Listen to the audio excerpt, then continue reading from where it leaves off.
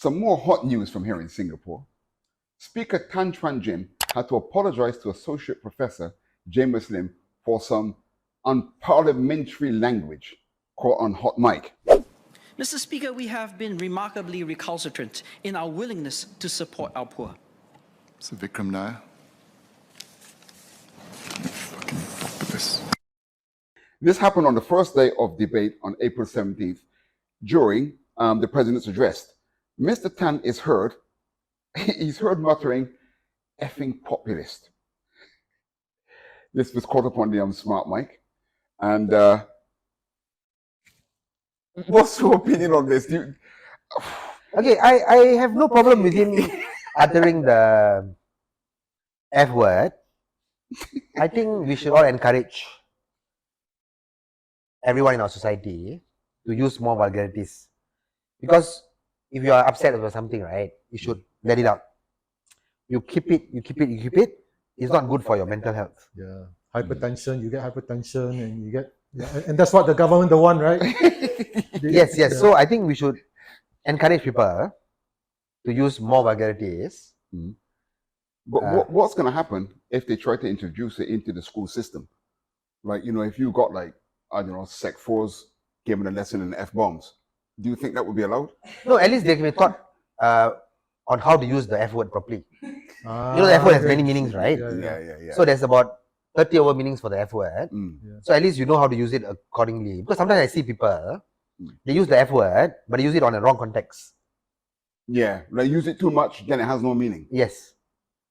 So if you were to teach people properly, right, at least they use it properly, and they use it as a way to express, let go their hurt.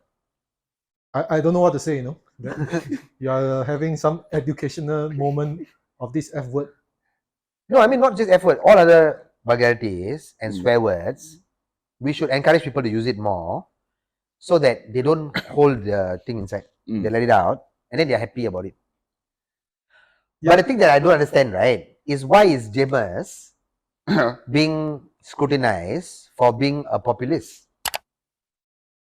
Based on what I checked, right, the definition of populist is exactly what an opposition politician has to do. But it's just that this is probably the speaker's personal opinion, and it's unfortunate that he was caught on the hot mic, right? Okay, but you see, he was called a populist, right? Because he just finished a speech that was about 20 minutes. And it was about lower income groups in Singapore, right? So, so talk about lower income groups. That's why he called them a populist. Because he was saying what people want to hear. Yeah, but it's true what people want to hear. But isn't that the whole purpose of a government? That means that every politician should be a populist. By default, right? The government has to be a populist. Everyone has to be a populist. See, I learned economics. I think both of you are not really convinced academically. We are not convinced. Okay, but go ahead. Yes. Okay, so in the study of economics, right, one of the chapters, right, is about to justify why we have a government. And the main purpose of a government is to set right all those things that the free market doesn't solve. For example, having a defense, having a police force, okay, having an energy policy, all this free market doesn't solve. Also about the marginalized people in society. So older people, old people and all that. Okay, I want to come back to what you just said about marginalized, but carry on. Yeah. Okay, so the old people, those marginalized people in society, these are the people that the free market doesn't give a shit about. The free market is not going to help them. And that's why we need a government to make sure that they take care of all these people. So at least they have a level playing field. Okay, in the free market, the rich is going to get richer and the poor is going to get poorer. So a government's job, one of the government's job is to redistribute wealth. Okay, so politicians' job is to be populist. When they run for election, they say they are going to be populists. They're going to bring up topics to suit the populists, right? They are going to say that they're going to take care of the poor people. The poor people are the majority of the people, right, and the old people and the... But the problem with that I find is that most of the time when the government try to help poor people, they often do things that actually cause more problems than solve them. Okay, You must understand, okay, having a problem addressed and they find the best way to solve the problem is a very different thing from telling someone, oh, you're a populist.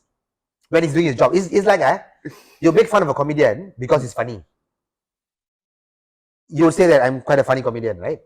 Well, that's not making fun of him. Yeah. That's not making fun of you. I'm going to agree with you because I just didn't understand the last 5 minutes of what you said.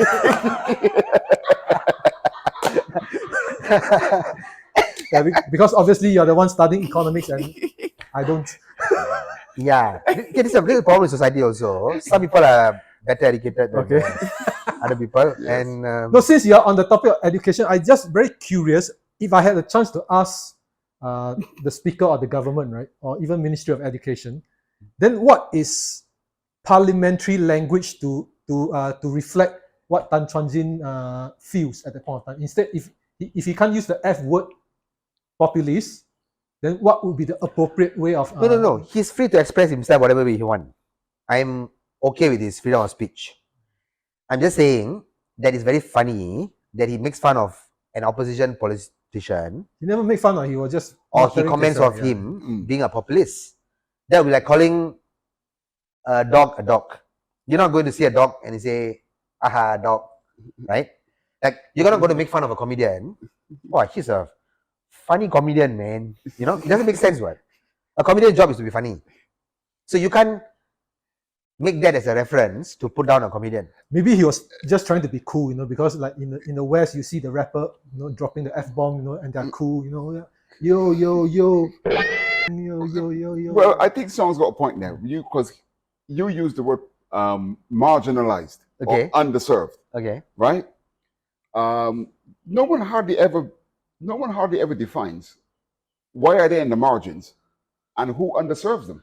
Okay, so let me guess, okay? The older generation, they have been told a lie for thousands of years, or rather 50 years, that they need to eat carbohydrate. So they eat a lot of carbohydrate. So now, and we have moved on from economics moved to health, Ministry of Health now. no. Talking about why these people are called marginalized people. Okay. Right. So they are now, because of carbohydrate, now they look old. Okay? They look old because they are old.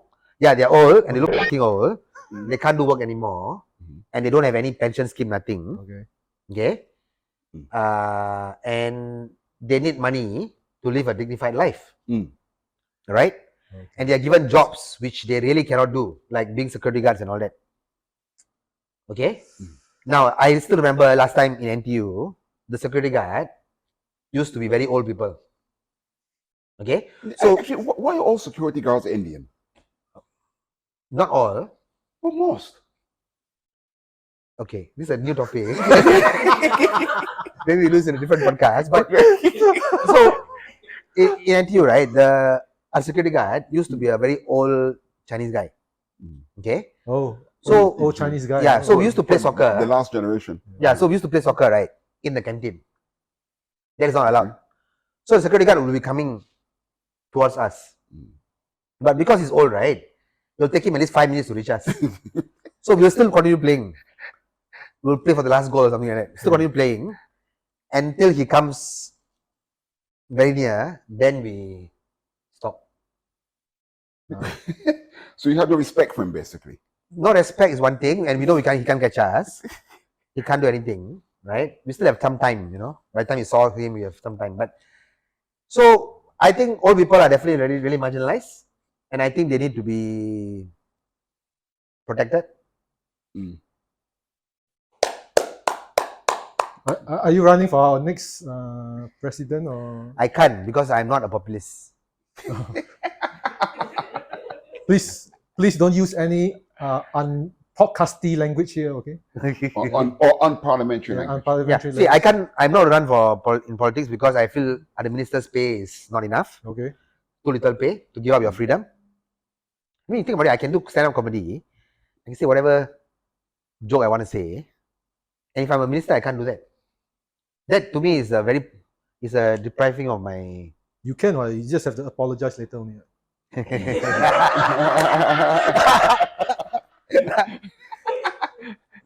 Thanks so much for watching the Unfiltered podcast. Do like, share, and subscribe. and hit the notification bell. And I'll see you again real soon. We there!